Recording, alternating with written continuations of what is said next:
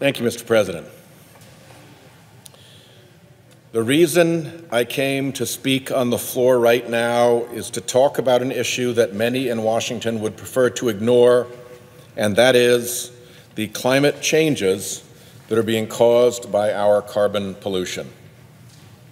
Mr. President, that's how I began these speeches, with that sentence on April 18th, 2012, from this desk. I have returned week after week to try to make sure that there would not be silence in the Senate on the climate crisis. This is my 199th weekly foray. Next week, we'll make it an even 200. Back on that April Wednesday in 2012, debate about climate change had all but died here in Congress. Just a few years prior, the House of Representatives had passed the Waxman-Markey cap and trade bill, led by our colleague now, the senator from Massachusetts. In this body, Republican colleagues had openly acknowledged the existence of climate change and called for legislative action to cut carbon emissions. Since John Chafee, climate change had been a bipartisan concern. But in 2010 came the Supreme Court's disastrous Citizens United decision, which allowed the fossil fuel industry to unleash limitless dark money on our elections. The polluters' money and threats cast a shadow across any Republican who might work on carbon pollution, and it ended that bipartisanship. When I gave that first speech, even the White House had thrown in the towel on climate change after letting Waxman-Markey die on the vine. You couldn't get them to put the words climate and change in the same paragraph, at least not until the president engaged on this issue in his speech in June of 2013. Washington had gone dark on climate. I knew I couldn't match the financial muscle of the big polluters, but I believed that if anything was going to change around here, we would need to shine a little light on the facts and on the sophisticated scheme of denial being perpetrated by the polluters. So I decided to put at least my little light to work, and I started these speeches.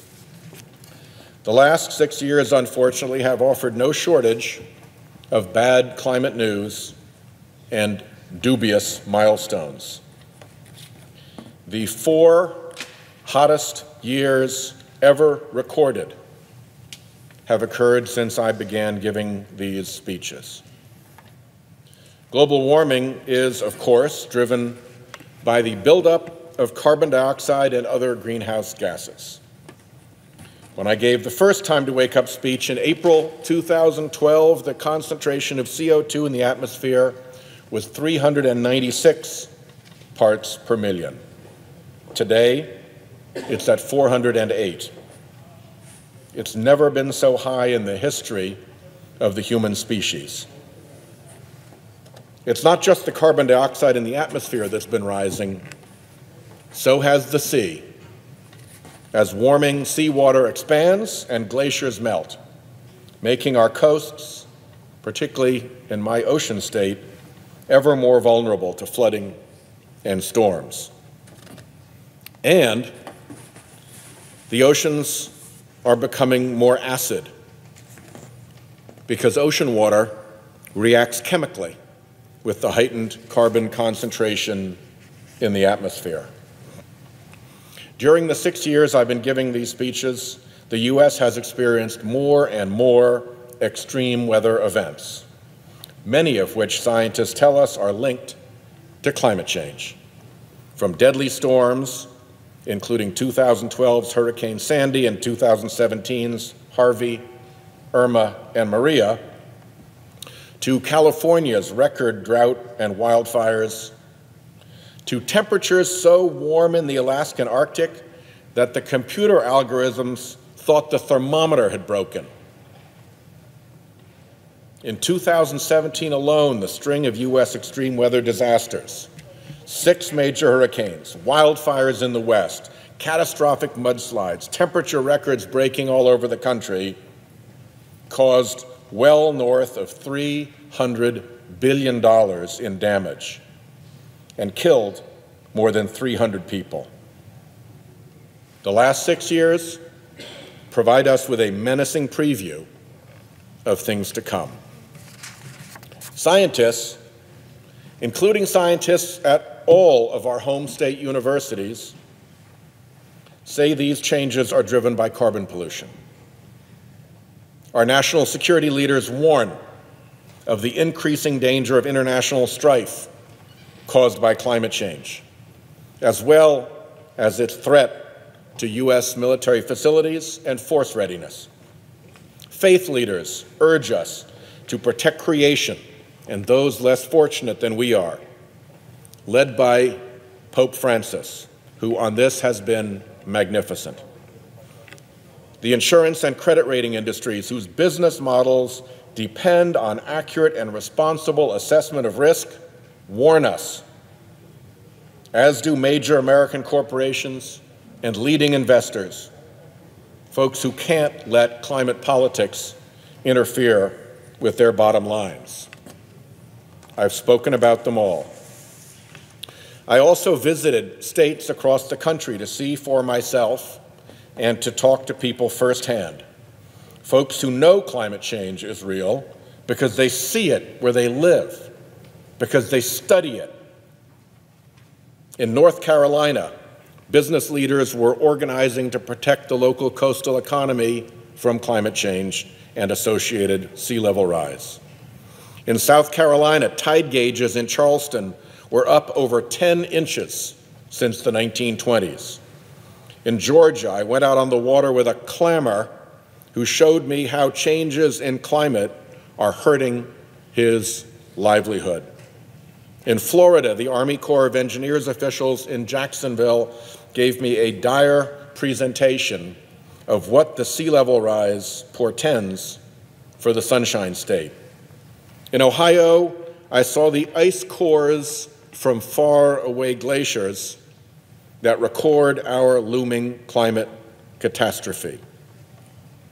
In Utah, the ski resorts feared climate change will ruin their greatest snow on Earth. I know the presiding officer takes great pride in Utah's greatest snow on Earth. In Pennsylvania, child health specialists from the Children's Hospital of Philadelphia see climate change worsening children's asthma.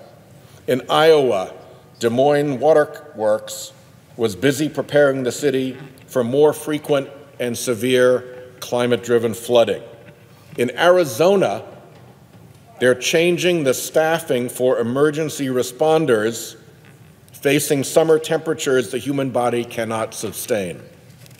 New Hampshire was forecasting that its state bird may no longer be seen as its range moves ever northward out of New Hampshire on our warming planet.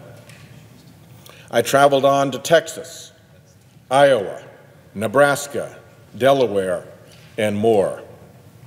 I brought stories to this floor from every corner of the country, hoping that colleagues would heed the warnings from their own home states. To match what I was hearing from Rhode Island's coastal towns and scientists and fishermen. Sheldon, it's getting weird out there, I was told. It's not my grandfather's ocean. Many Democratic colleagues joined me to discuss the changes they see in their home states, including 30 colleagues who held the floor all night long in 2014.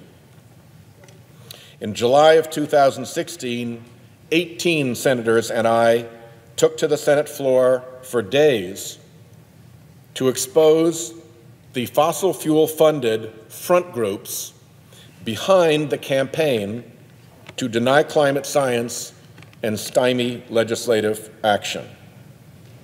There is a whole carefully built apparatus, phony baloney front groups designed to look and sound like they are real, messages honed by public relations experts to sound like they are truthful, scientists on the fossil fuel payroll whom polluters can trot out as needed. Mr. President, this industry-fueled misinformation campaign has been a theme of these speeches. I relayed the findings of researchers who study the flow of money through the climate denial network and journalists who uncovered Exxon's cover-up of what they knew of the climate dangers. I compared the fossil fuel polluter playbook to the fraudulent tactics of the tobacco industry to bury the truth about the health effects of cigarettes. I listened to conservative economists and offered market-based solutions. Back in March 2013, I described the market failure of carbon pollution not being baked into the price of the product. Market economics doesn't work when corporations can just offload their costs onto the general public. It's called a negative externality in economics jargon, and we see it all around us, in storm-damaged homes and flooded cities, in drought-stricken farms and raging wildfires. The big oil companies and the coal barons have offloaded those costs onto society. Virtually every Republican who has thought the climate change problem through to a solution comes to the same place. Put a price on carbon emissions, let the market work, and return the revenues to the American public. This concept is supported by a who's who of former Republican cabinet officials and presidential economic advisors. I listened, and in November 2014, I introduced with Senator Schatz the American Opportunity Carbon Fee Act to establish an economy-wide fee on carbon dioxide, return all the revenue to the American public, correct the market failure, promote energy innovation, and of course, dramatically reduce carbon pollution. I've seen over the years of these speeches that the landscape is shifting. The Senate has actually held votes showing that a majority here believes climate change is real, not a hoax, and is driven by human activity. It took years, but I guess that counts for progress around here. Outside of Congress, the Paris Agreement in 2015 committed the nations of the world to keep global warming below 2 degrees Celsius by reducing carbon emissions. America's part was the Clean Power Plan to reduce carbon emissions from the power sector by 1/3 by 2030 from 2005 levels. Automakers adopted new fuel economy standards for cars and light trucks in 2012. Vehicles would get nearly 55 miles per gallon by 2025, saving consumers billions of dollars while eliminating billions of tons of carbon emissions. EPA issued new rules in 2016 to limit the flaring of methane, a much more potent greenhouse gas than carbon dioxide, at oil and gas wells. And the Obama administration helped negotiate the Kigali Amendment to phase out the use of hydrofluorocarbons, which have powerful greenhouse gas heat-trapping properties in the atmosphere.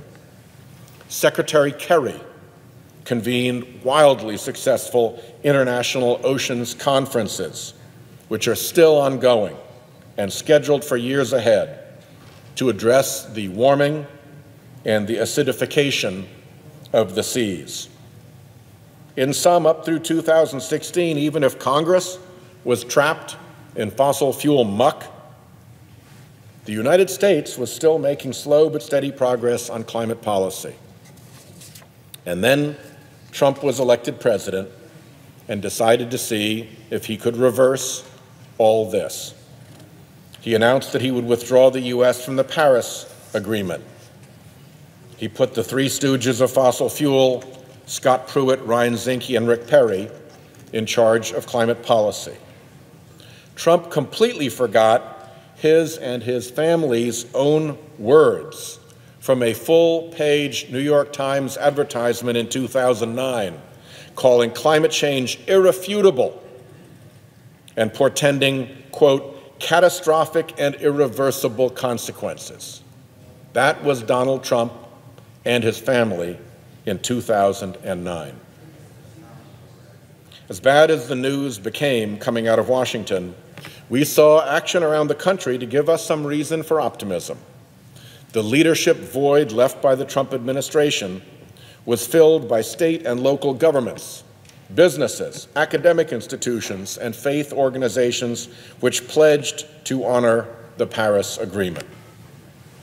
California and Washington State joined with Canada, Chile, Colombia, Costa Rica, and Mexico to announce a plan to put a price on carbon that would reach virtually up and down the entire west coast of the Americas. BlackRock, the great investment firm, helped force ExxonMobil to report its climate risk to its shareholders over management opposition. Moody's announced that it will start using climate risk in rating the bonds of coastal communities. Companies like Microsoft and Unilever adopted an internal carbon price to help them reduce the carbon intensity of their operations.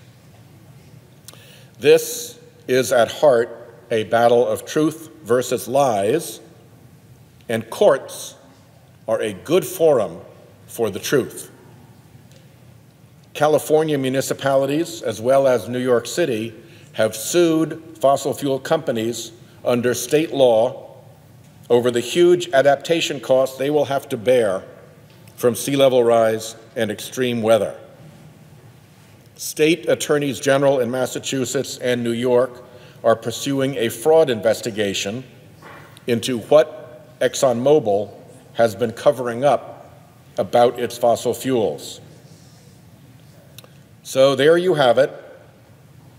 Over the last 6 years, we are ever more aware of the accelerating pace of climate change and ever more aware of the terrible threat that rising seas, increased temperatures, and more frequent extreme weather events pose. It has become harder and harder for the fossil fuel industry and the web of front groups and Trump administration officials who do its bidding to claim that there's nothing to see here, folks, it's all a hoax, move along. And yet, despite all the information and all the evidence, this great institution, the United States Senate, continues to sit silent, paralyzed by the threats of retribution coming from the fossil fuel lobby. When this started, I hoped we'd never get to 100, let alone 199 of these speeches. We ought to have solved this years ago. It is a disgrace that we didn't, and it is a disgrace why we didn't. If we remain as ineffective as we have been during the last 6 years, we will have failed ourselves and all future generations. America deserves better than this. A city on a hill with the eyes of the world upon it can ill afford to ignore such a problem. Worse still, when the reason is one all-powerful industry demanding obedience. America deserves better. The countries and people around the world who rely on and look to American leadership deserve better. At long last, Mr. President, it is time for us to wake up here and meet our responsibilities. I yield the floor to the distinguished chairman of the Energy Committee, and while she is here, may I thank her for her work clearing the nuclear innovation bill that Senator Crapo and I passed into law this afternoon by unanimous consent. The chairman's work with the ranking member clearing that bill was essential to getting it passed, and she was a co-sponsor and a critical force in getting it done, and I am grateful to her, and I say that as I yield the floor.